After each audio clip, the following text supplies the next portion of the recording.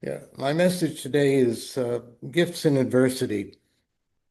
When I lost my wife, Ida, almost 7 years ago, I established the daily habit of visiting her grave in the nearby cemetery.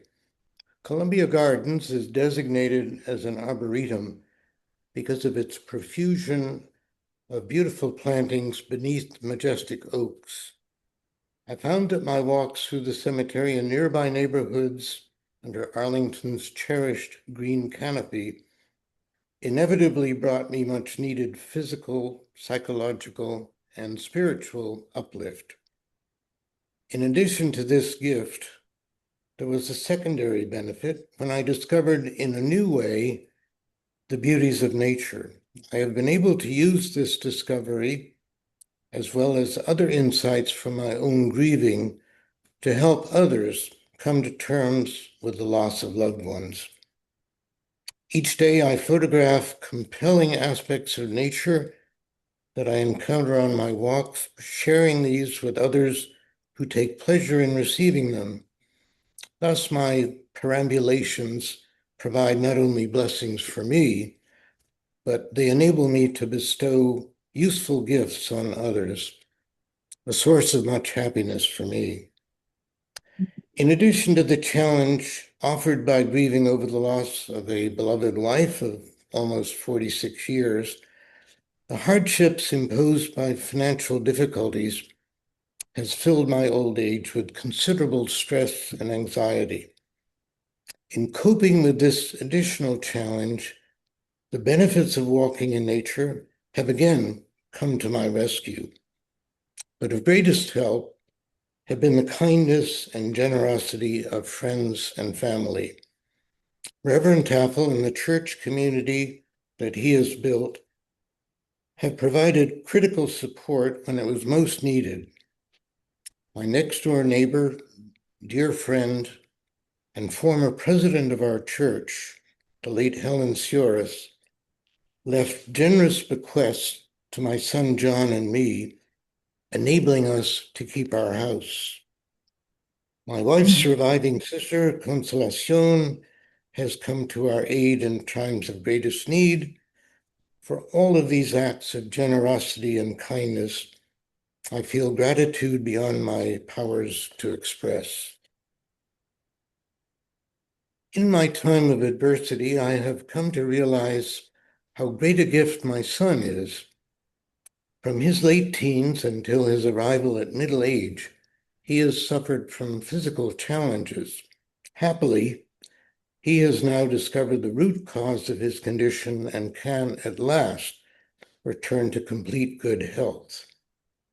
In spite of his trials, he has graduated from one of the finest colleges and one of the leading schools of architecture in this country, has pursued a career as an architect, and has recently passed all 6 of the challenging board exams to become a licensed architect. Even when dealing with his own adversity, he can be counted on when things seem bleakest to raise my spirits and assure me that we will overcome our difficulties. Now, I will confess that John's long experience of ill health and the nature of our confrontation with the country's healthcare system have caused me to feel a deep anger.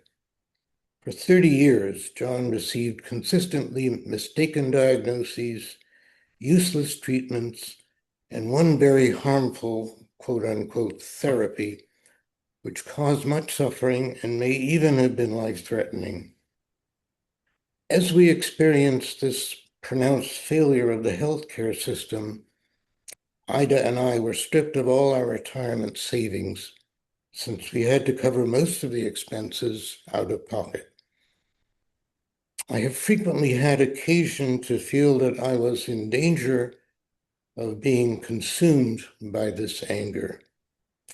While that danger remains a concern for me, I was also surprised and reassured to find that my anger, properly harnessed, constituted an important gift. In times of greatest worry and doubt, It had the capacity to concentrate my thoughts, enabling me to focus on coping strategies and not to yield to despondency and a sense of hopelessness. As I reflect on the difficulties with which I have had to deal in my advanced years, it seems clear that I have been able to surmount adversity both through gifts received and those that I have been able to bestow. I have been blessed with longevity, far exceeding the biblical allotment of 70 years. I enjoy more robust physical health than any octogenarian has a right to expect. And so far as I know, my mental state seems reasonably sound. With the gift of nearly perfect recall, I can summon memories in Proustian profusion from an interesting and happy life. For these and the other gifts that I have received, I am deeply grateful, but the gifts I have been able to bestow have provided the greatest satisfaction. In my time of difficulty, I have been reminded of two important truths. First, good and generous people are always there to help. In an almost miraculous way, I have been rescued from seemingly hopeless situations by kindnesses bestowed, often just in time to avert disaster. Second, I have come to realize that even when we are constrained by material want, perhaps especially when we are challenged in that way, we still have important gifts to bestow, as Swedenborg's doctrine of uses reminds us. My awareness of both of these truths has been crucial in enabling me to cope with hardship. Finally, I believe that adversity has led me to be both more thoughtful and caring in the way that I view and treat others. If that is so, and I'm sure it is, that is surely the greatest benefaction of all.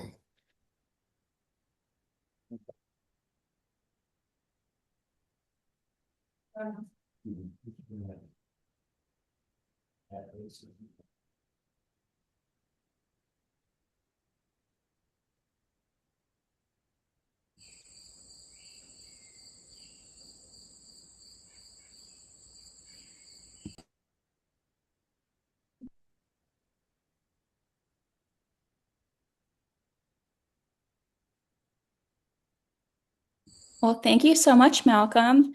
Do we have any questions for Malcolm in person or online? Okay, Jose has a question in person. Is this close enough? No. Here, let me switch the I have microphone one. over. They can start. Okay. Alpha has a question. Alpha, why don't you go first? Yeah, I don't want to be a pest, Malcolm, but you know the important thing at the end of your deliverance, I couldn't understand, I couldn't hear it properly, and I would like to I'd like to hear it exactly so I can take your wisdom with me. Thank you, Alpha. Malcolm, do you mind just repeating the last few lines of your sermon, please? If what? Do you mind Last repeating paragraph. the last paragraph of your sermon, Oh, please? sure. Let me pull out my text. Put on my glasses.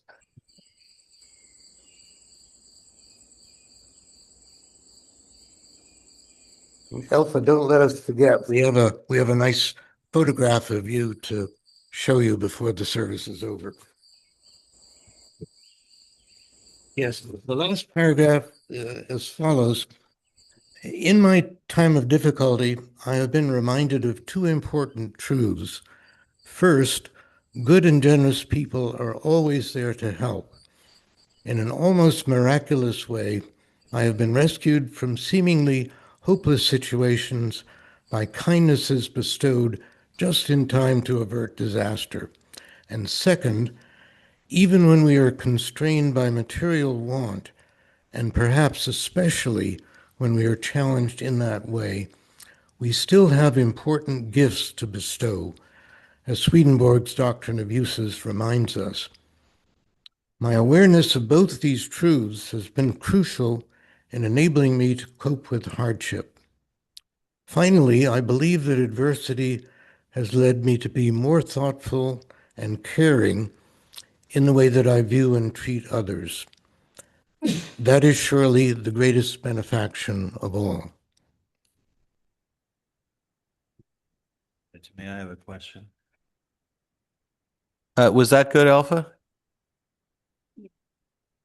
Great. So my question, Malcolm, you mentioned Proust. So in your own remembrance of things past, what was it, if you'll share with us, that brought you to Swedenborg and to the church? Well, that's a very easy question to answer because I was born into the church. Just by way of brief explanation, Ross Capon is very familiar with the Swedenborgian Church in Newtonville because his father was organist there. My great-grandmother, who came from France with her Protestant pastor father, who was participating in I guess, a pulpit exchange with a pastor in Newton, Massachusetts, remained when the rest of the family went home, and she went to the Swedenborgian Church because it was next to where she lived. And she took my mother, her little grandchild, to the church. My mother became a committed Swedenborgian. My Baptist father followed after they married. And so I was born into the church in Boston, baptized in August of 1939.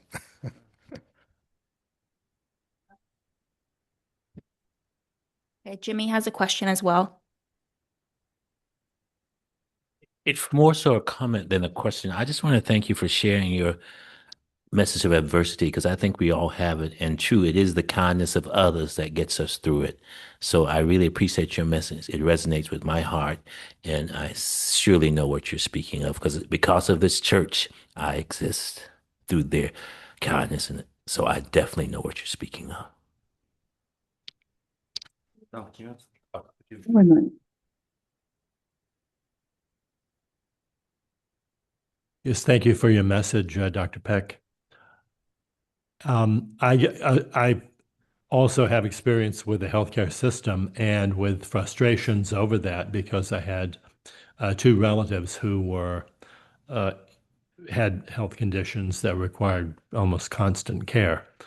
And I know it's very frustrating. And in fact, today I was at the Rock Creek Cemetery putting some flowers on some grave of my relative.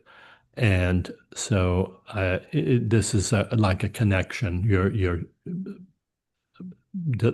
deliverance today, your message today, and where I've been today and what I've gone through with my memories today. And so this is a blessing to hear your talk, your message, and it is a blessing to me. And I know I will rest better today as a result of hearing your message. Thank you. Thank you. I'll hold it in case there's I have a question. I have to talk on. Yes, Betty. This is more of a comment too. Malcolm, did you find relief or happiness when you went to visit your late wife's grave? Thanks for that question. I do. I make it a point to visit the grave every day. My late wife, who was a practical person, said, we should get a grave site in that nearby cemetery so that the one that remains can go and visit the grave of the other. So I find much happiness in doing that. And because Ida loved roses, I make it a habit to cut a fresh rose and leave it every day at the grave. Oh, that's so sweet. It's so sweet. My husband passed 3 years ago, and I think I've gone through almost every kind of grief you can possibly have. Plus, I've had a lot of losses in my health, and then I had a stroke and all that stuff. So I know what adversity is. I absolutely have lived it for 3 years. I know what it is, and I know how cruel it is. Yeah. And I don't know who can actually cause a difference, but we do. We desperately need healthcare changes, and we need a lot of changes. We even amongst us, I'm writing an article, hoping it'll be published in the Messenger, about strokes. And I say in that, you know, there's so much we can do for one another. We could be a sounding block, or we could be, you know, you could call me up and say, hey, I just need to vent. Well, I'd say, okay, go, you know, do it. Because we have the ability to do that, and we're missing that. We're not doing it. And it's really something that we should seriously think about.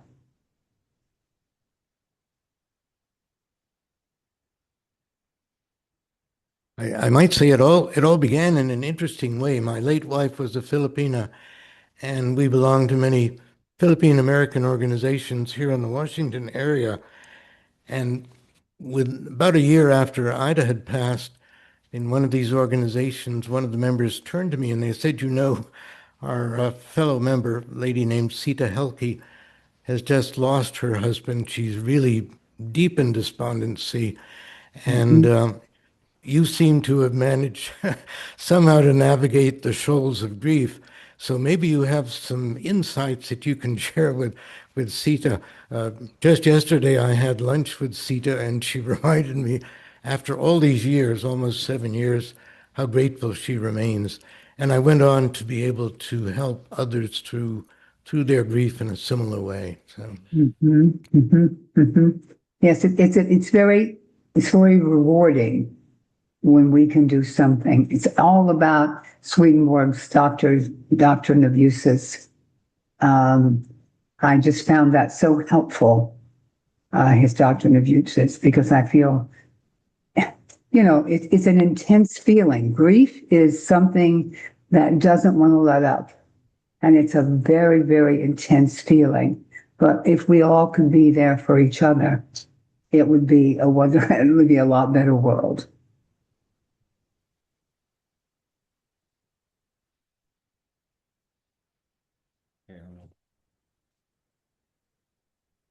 Thank you so much, Betty. I see Cheryl has her hand raised too. You're welcome. Hello, everyone. Dr. Peck, thank you so much. When I saw you were going to be sharing, I really wanted to be on this today. As some of you know, that I'm grieving my brother who I lost on July 26th. And this is the week that we'll celebrate his life. And your message was so encouraging and uplifting to me, because I was having a little problem, because I feel that my government failed my brother. He had a stroke, and we were renewing his Medicaid, and it has taken so long for that to happen. So he was without his in-home care services, and they approved it just like 3 days before he fell, and we lost him. So I'm very uplifted today by listening to your message. So thank you so very much. Yeah, it is heartbreaking, the way that the healthcare system operates or fails to operate. One of our Filipino friends died unnecessarily of cancer. She was well educated, had a good job, but didn't earn enough to pay for rent, food, and health care. Tragedies are occurring which should not. Thank you, Malcolm, and thank you, Cheryl. Do we have any other questions or comments for Malcolm online? Just one quick Rich? observation. Yeah, one quick observation, Malcolm. First of all, it was a beautiful presentation today, and I really appreciate the vulnerability and honesty of sharing those tough moments, because everybody experiences them, and a lot of times we don't talk about them. And particularly in church, we tend to sometimes skim over them as if we're somehow not experiencing them. And we're all of us in this life are going to have financial trouble. We're all going to have health issues. We're all going to lose people that we love and experience grief. So those are given, and but your lesson today was in those moments you always look for a way to give instead of a way to become more self-focused. You looked outside of yourself and said, "What can I give?" And you do that for the church on the board meetings every month. You take the minutes and you share your insights and so forth. So we've all experienced that. But you're always looking for ways of how can I give back. And I just think you're a living lesson for all of us in what we're here in this community to do, which is learn to love our neighbor. And you've sort of given a crash course in it today. So I really appreciate it.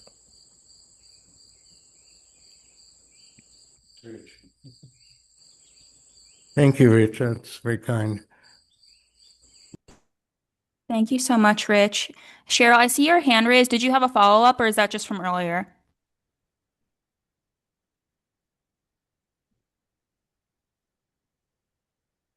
Okay. Do we have any other questions or comments for Malcolm online?